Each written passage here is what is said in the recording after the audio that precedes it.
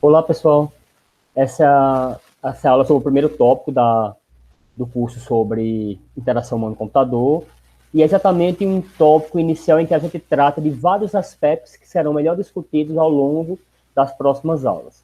A gente já discutiu durante os nossos encontros, no nosso primeiro encontro e nos próximos, o livro-texto da disciplina, os dois livros-textos, mas os slides são bastante completos e os vídeos também serão, com muitos exemplos, que serão praticamente suficientes para que vocês consigam conduzir a disciplina. Então, esse primeiro tópico, como eu falei, a gente vai discutir o geral sobre IHC, tá? A diferença de design de interação, design de UX, usabilidade, vários termos que ao longo da história da IHC, que não é tão antiga assim, daqui de 80 para cá, vem sendo apresentada e vem sendo discutida, tá? E que muita gente tem dúvida. Qual a diferença de design de interação e design gráfico? Tá? Eu tenho que fazer o trabalho de design gráfico? Não. Não, você não tem que fazer o trabalho de design gráfico. Existem profissionais com esse papel, né? Inclusive, cursos superiores de design gráfico existem.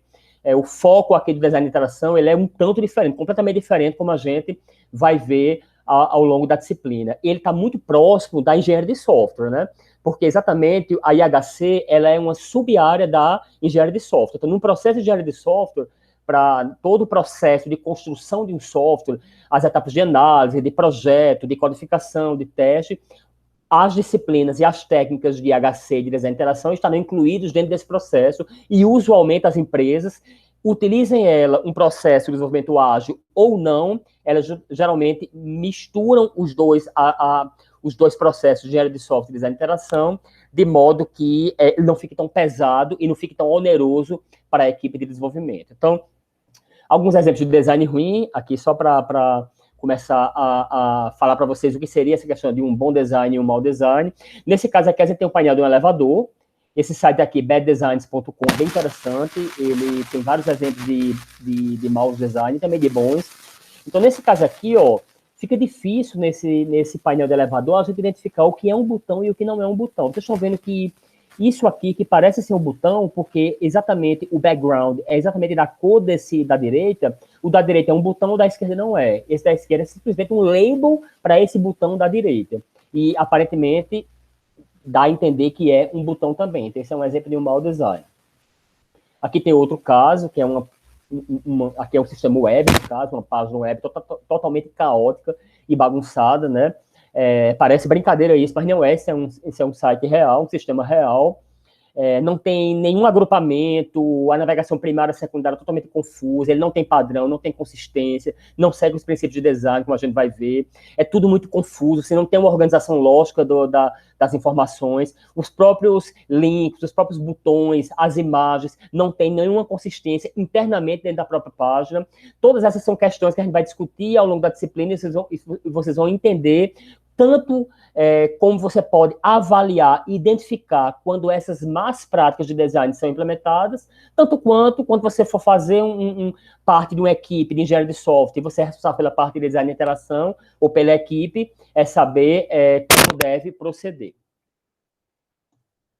Aqui tem alguns exemplos de bom design, né? Aqui, no caso, é o site da Amazon, no caso, é amazon.com.br, um site brasileiro. Vocês vão ver que é extremamente simples o sistema, embora seja um e-commerce, tá? E é um e-commerce que dentro dele tem vende diferentes tipos de produtos. Então, teoricamente, é o tipo de sistema web mais caótico que existe. São esses e-commerce que são de propósito geral. Como é o caso do Magazine Luiza, da Amazon, do Mercado Livre, etc. Então, e mesmo assim, ele é bastante conciso, tá? Com as informações extremamente agrupadas dentro do sistema. Vocês podem ver do lado direito superior aqui, que tem toda a questão de pagamento do carrinho de compras, do One Click, que a gente vai ver um pouquinho mais à frente, que é um padrão de projeto criado pela Amazon e hoje em dia virou um padrão de projeto de interface.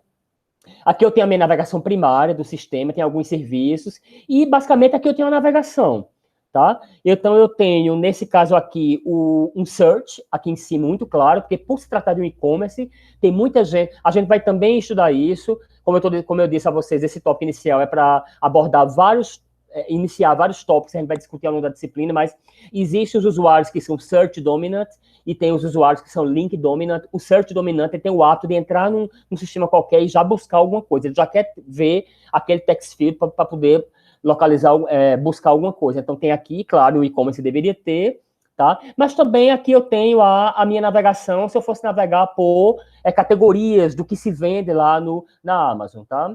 Então, aqui é um exemplo de um bom design.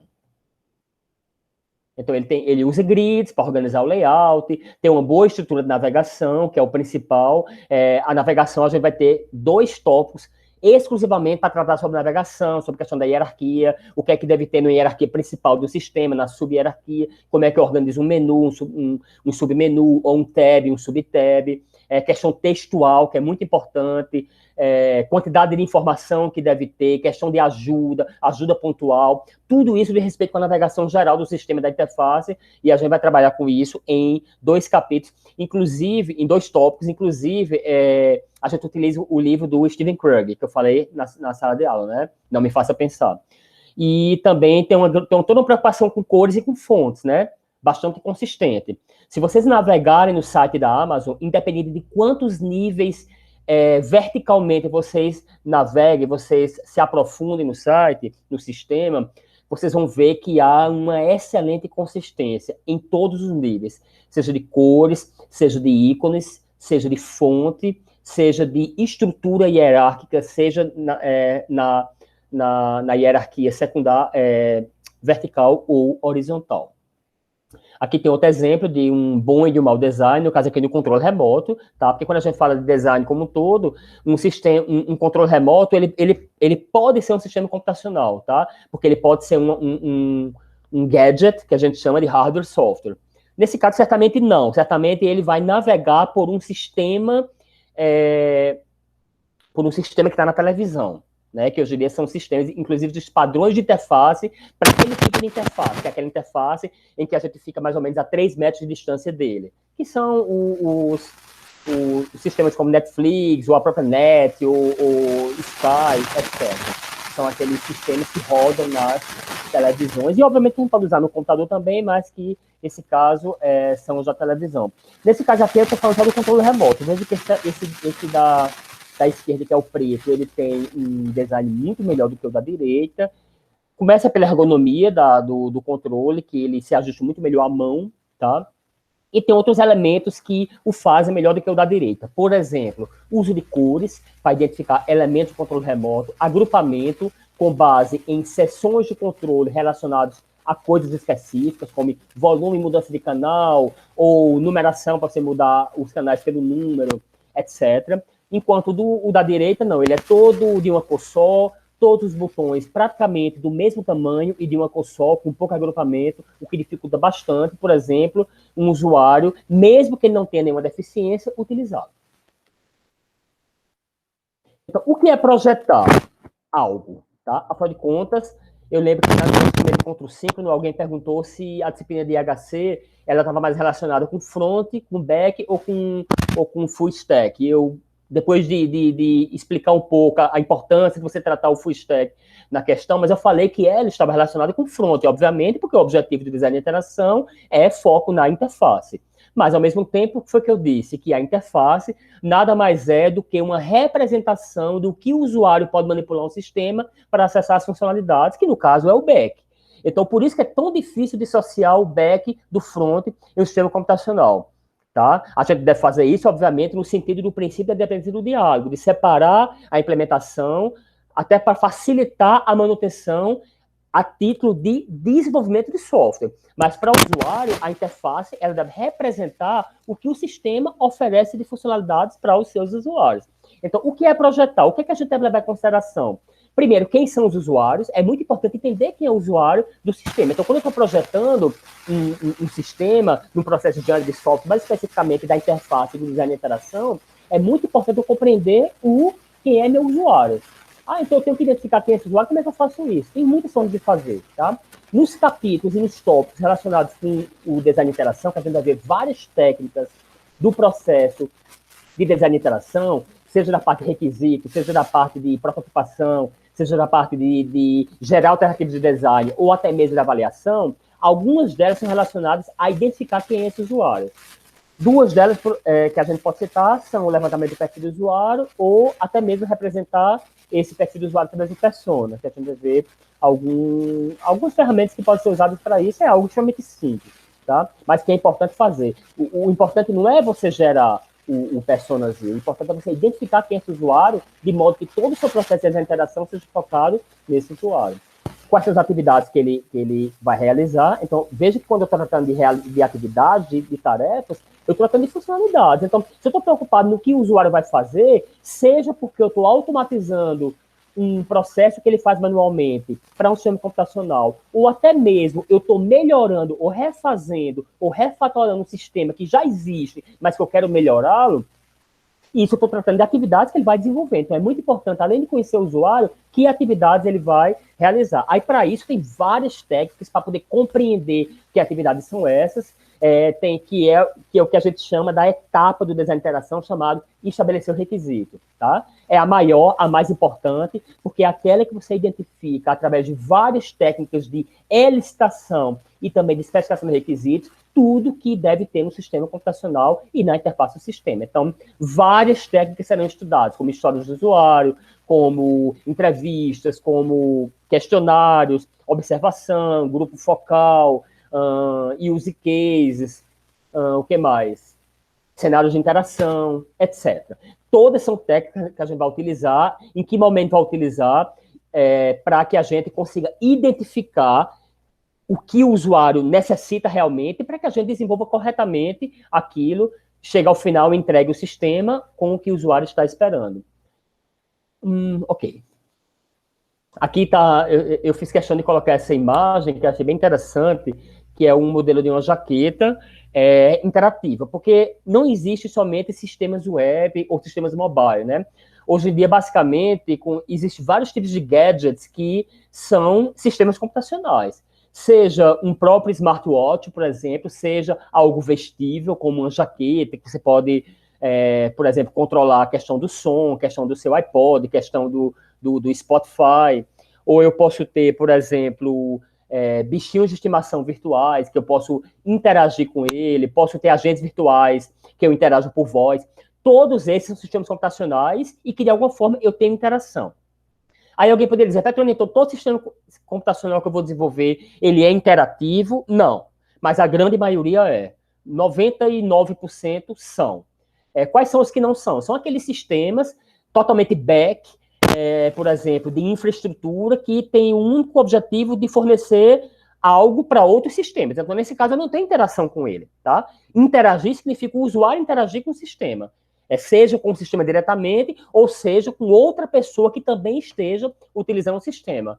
Nesse caso, a gente fala de interação social, que a gente vai abordar um tópico inteiro só sobre interação social. Então, eu interajo com o sistema, outra pessoa interage com o sistema, de modo que a gente consiga se comunicar. Seja para conversar, seja para realizar uma tarefa, seja por que quer que seja. Tá? Então, isso aqui é um exemplo de um novo tipo de interface e que foi programada, foi desenvolvida e foi pensada como um sistema computacional.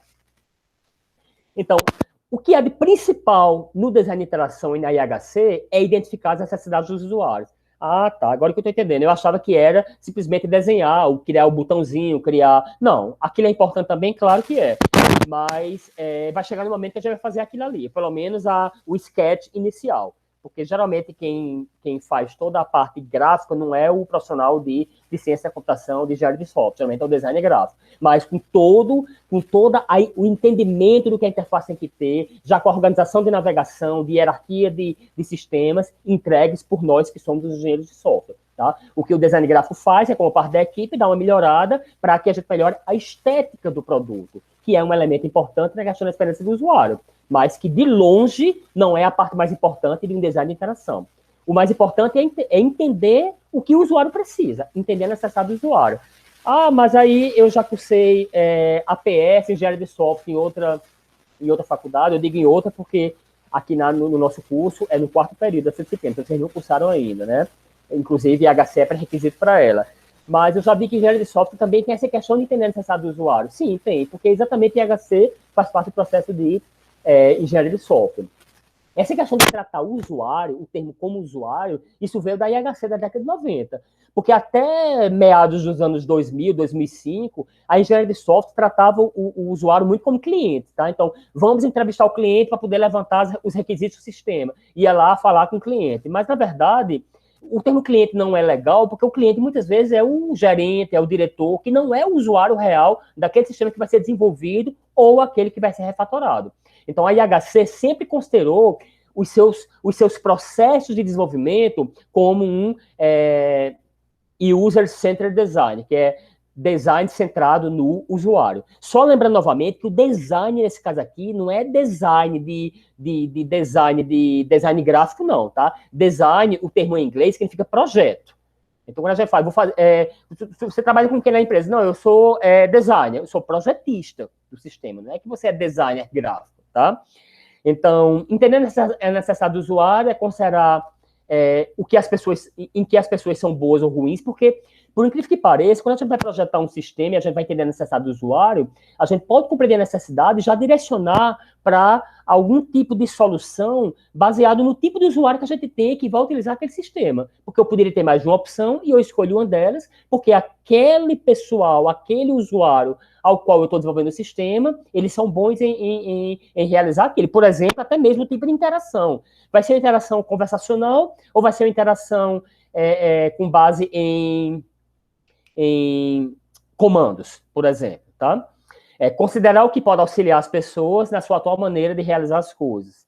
Pensar no que pode proporcionar boas experiências aos usuários. Ouvir o que as pessoas querem e envolvê-las no design. Isso é muito interessante, tá? Porque quando a gente está identificando a necessidade do usuário, não é uma simples conversa com o usuário ou com o cliente que a gente já tem já consegue entender tudo que o usuário precisa. Longe disso, são várias visitas, várias observações, muita tomada de nota, muitas entrevistas, conversar com muita gente para identificar os informantes chaves que entendem o processo realmente, depois voltar para aquele desenvolvimento, especificar esses requisitos através de alguma técnica, que eu já vou estudar algumas, depois voltar para o usuário novamente, confrontá-los para ver se é aquilo mesmo, de modo que a gente tenha a garantia de que nesse momento de definir os requisitos macro do sistema, as necessidades macro, a gente esteja no caminho correto, tá? Porque a partir de então a gente vai quebrar o sistema em pedacinhos, tá? E cada pedacinho desse é detalhado para que a gente possa começar a desenvolver e entregar já código testado para o usuário, mas tudo com base nesse levantamento de necessidade inicial que a gente fez. Ah, mas eu tenho que pensar tudo desde o começo? Não. O macro, sim. Claro, até porque o contrato, o quanto eu vou pagar, quanto da equipe precisa, é baseado nesse conjunto de requisitos que são levantados. Mas detalhes são sendo definidos à medida que o sistema vai rolando, não se preocupe, tá? Não tem problema o usuário mudar de ideia, mudar de entendimento do que ele queria. O que não pode é ele não mudar ao longo do processo, de modo que quando eu entregue, esteja errado e não satisfaça aquilo que ele está desejando, que aí não vai funcionar. E, finalmente, utilizar técnicas baseadas no usuário, que tenham sido testadas e aprovadas durante o processo de design. Então, várias técnicas vêm sendo estudadas e pesquisadas na área HC, que é uma área muito forte da ciência da computação. Eu diria que é a mais forte da CM, como eu comentei no primeiro encontro síncrono. E tem várias técnicas já amplamente testadas. Existe uma centena de técnicas, ninguém usa todas. Eu vou mostrar várias a vocês. E à medida que, dependendo da empresa que você vai trabalhar, do que você for trabalhar no projeto, você vai ver que se usa umas e outras não, algumas de engenharia de software, outras não, e o importante é você ter uma visão geral, uma compreensão geral do processo, para que você tenha capacidade de, quando chegar no momento, poder dar uma estudada em uma ou outra, mas já saber o processo como um todo. Então, como eu mostrei, o livro que a gente usa é Design de Interação, sequer ele tem o nome de Interação Humano-Computador. Exatamente, eu falei porque computador não é o único tipo de objeto, de gadget que a gente interage. Hoje em dia a gente interage com vários tipos de plataformas e equipamentos diferentes, tá? Que vão desde de mini câmeras até grandes telas de televisão ou de computador, ou que seja na nuvem ou não. Todos são sistemas interativos. Então, por isso que o termo design de interação, ele fina sendo melhor. Então, tem dois conceitos muito bons. Um deles é do livro texto, né, de Sharp, Rogers e Priest, que eu já mostrei para vocês no primeiro encontro síncrono, que está lá na nossa plataforma para que vocês façam o download do livro. Qual é o conceito de design de interação que elas dão? projetar produtos interativos para apoiar o modo como as pessoas se comunicam e interagem em seus cotidianos, seja em casa ou no trabalho. Então, no geral, projetar produtos interativos. Então, qualquer tipo de produto interativo é objetivo do design de interação, tá? Então, entender o usuário, entender as atividades que ele vai resolver, entender as tarefas, as subtarefas, como é que essas tarefas estão associadas. Tudo isso é o objetivo do design de interação. Até o momento que a gente identifica o que o usuário quer, cria algumas alternativas de design, depois prototipa, pode validar com o usuário de alguma forma, codifica e pronto. E junta com o processo de engenharia de software, que a gente faz geralmente no processo iterativo e incremental. Quais são os objetivos do design de interação? Primeiro, desenvolver produtos usáveis, tá? Produtos usáveis vem de usabilidade, que é um termo muito importante na IHC, tanto usabilidade quanto experiência do usuário, que a gente vai falar ainda nesse tópico, um pouquinho mais à frente. Mas um produto usável, basicamente, é um produto que seja fácil de... Um produto com alto grau de usabilidade ou usável, é que seja fácil de usar, tá? Que seja fácil de aprender e que seja fácil de lembrar de como utilizar. Parece óbvio dizer isso, e é sim óbvio, mas não é difícil você projetar de modo que você alcance isso, tá? Então, para que a gente projete de modo que a gente alcance um produto interativo com alto grau de usabilidade, a gente tem que, eu particularmente gosto de dizer que tem 3 conjuntos de regrinhas que a gente tem que seguir sempre. O primeiro são os objetivos de usabilidade, que a gente vai estudar nesse tópico ainda, um pouquinho mais à frente. Segundo, os objetivos de experiência do usuário. E terceiro, os princípios de design. Se você tiver isso em mente, as questões de navegação e a experiência que vai lidando ao longo do tempo, você consegue projetar produtos usáveis. Mas o principal do produto usável é que você, primeira coisa, você consiga identificar o que o usuário precisa, de modo que atenda às suas necessidades. Isso é a primeira coisa. Claro que depois de que se você consegue atender o que o usuário quer, ele estando dentro do sistema, ele tem um alto grau de usabilidade, sim, tem questões de navegação, questão de hierarquia, questão de cores, questão de estética, tudo isso vai ser levado em consideração. Visibilidade, eficiência, eficácia, feedback, etc. São vários elementos que todos têm que ser tratados e o conjunto geram produtos com alto grau de usabilidade. E o segundo objetivo é envolver o usuário no processo de design. Mas como assim envolver o usuário? Quer dizer que ele faz parte do processo de desenvolvimento? Eu diria que sim. Inclusive, é indicado nos métodos ágeis de desenvolvimento de software, gerenciamento de software, que o usuário faça parte do processo de engenharia de software, consequentemente, do processo de design de interação. Então, é comum que eu tenha um usuário ou um responsável da empresa ao qual a gente está desenvolvendo o sistema dentro do processo. Por quê? Porque eu não posso me dar o luxo de ter alguma dúvida, de ter alguma discussão e não ter a pessoa para ter aquela dúvida no momento. Porque o processo é tão ágil, é tão rápido, que não dá... Não, depois da manhã eu dou a resposta. Não, vai parar tudo. A questão das tarefas são diárias, fica muito complicado. Então, é comum ou que a gente tenha esse membro da empresa, o que a gente chama de Product Owner, dentro da nossa equipe, ou que pelo menos ele esteja disponível 100% do tempo, seja por e-mail, por WhatsApp ou por telefone, o que quer que seja, tá? Mas lembrando que não é esse usuário que é a única pessoa que a gente vai tratar para poder desenvolver o sistema, não. Não. Isso aí já é depois que o processo está rolando.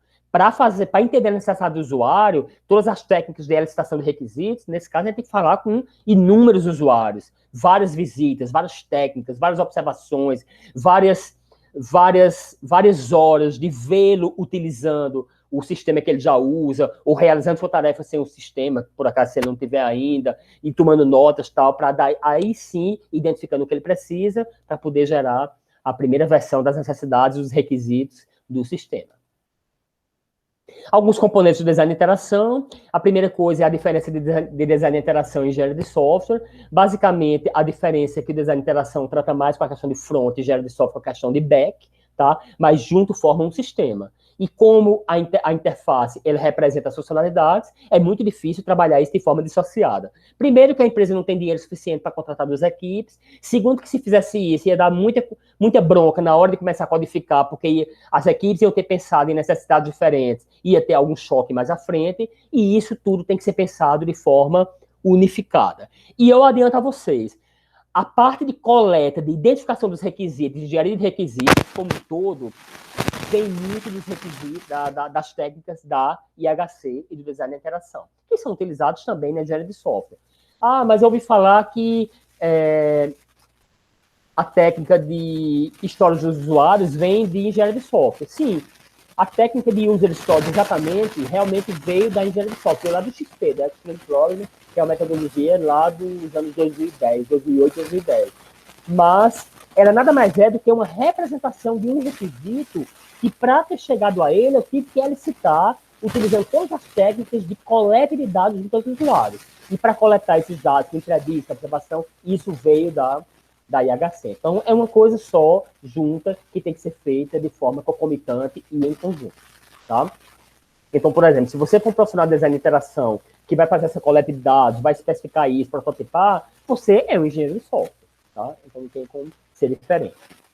Tem alguns termos diferentes usados para enfatizar o que está sendo projetado. O que é que um designer de interação, o que é que um engenheiro de software, mais com foco em front, mais com foco em identificar as necessidades da interface do sistema como um todo, o que é que ele faz? A gente pode chamar que ele projeta o User Interface Design, ou Software Design, ou User Centered Design, ou Product Design, Web Design, Experience Design. Então, ele está projetando o design da interação, o design da experiência, o design do software, o design da interface do usuário. Design nesse sentido de projeto, tá? Porque na engenharia do software como um todo, existe análise e projeto. Análise e design, se for em inglês. Em português, análise e projeto. Análise é todo um conjunto de técnicas que tem o objetivo de conversar com o usuário e identificar o que é que a gente precisa no sistema. Então, a gente utiliza várias técnicas para isso. E todas as técnicas de projeto é quando a gente já tem essa informação muito bem definida do que o usuário precisa, especificado, e a gente começa a projetar, tá? Para poder entregar quem? Aos programadores. Então, quando eu faço, por exemplo, um diagrama de classes para poder explicar como é que aquela classe deve ser, baseado em algum requisito que eu já especifiquei com o usuário, aquilo tem foco no programador. Então, se tem foco no programador, é projeto. Se tem foco no usuário, é análise. Então, design de interação é um guarda-chuva que cobre várias áreas e várias disciplinas. Então, aqui tem um monte de disciplina, tá? Um monte de área que trabalham com interaction design ou design de interação. Claro que isso é exaustivo, essa quantidade de dados, que depende muito de cada sistema que a gente vai desenvolver, da indústria que a gente faz parte. Não, eu trabalho eu sou engenheiro de software de uma empresa da área de manufatura. Então, obviamente que nessa manufatura, alguns profissionais vão ter que trabalhar no processo de design de interação e de engenharia de software, como, por exemplo, talvez um engenheiro de produção, talvez um engenheiro mecânico, uma pessoa da área de marketing, tá? Mas já se eu trabalho na área de games, por exemplo, certamente eu vou ter designers gráficos trabalhando, vou ter pessoal da indústria de filmes, vou ter artistas trabalhando, vou ter... e assim vai. Se eu trabalho, por exemplo, na área por exemplo, de uma grande empresa que trabalha que desenvolve sistemas computacionais de propósito geral do mundo todo, como, por exemplo, Facebook, Google,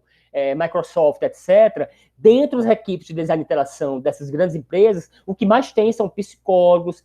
Claro que não é um psicólogo que está trabalhando lá, é uma pessoa formada em psicologia, que tem mestrado, doutorado na área de pesquisas de usuário, antropólogos, etc., pessoal da área de computação ubíqua, e também, óbvio, eu não citei, mas dentro de todas essas, engenheiros de software, que são a maioria, que são os profissionais da área de computação. E engenheiros também, tá?